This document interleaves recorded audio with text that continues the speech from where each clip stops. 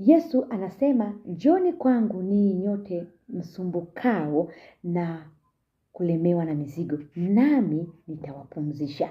Kumbe basi, tumaini linapopotea, bado tumepewa nafasi nyingine na Bwana Yesu ya kwenda kwake. Unapokwenda kwa Yesu, anakurudisha tumaini.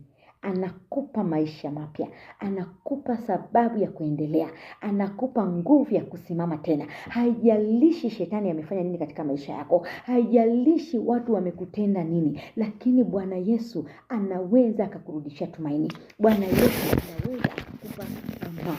Bwana Yesu anaweza akakupa ushuhuda mpya. Bwana Yesu anaweza akakupa jambo jipya. Karibu kwa Bwana. Yesu anakuita, njoo ulivyo. Tazama, amenyosha mikono yake msalabani. Amenyosha kuwapokea walevi, majambazi, wachawi, makahaba, vibaka, matapeli, mimi na wewe, watu wa aina zote. Yesu anatupenda.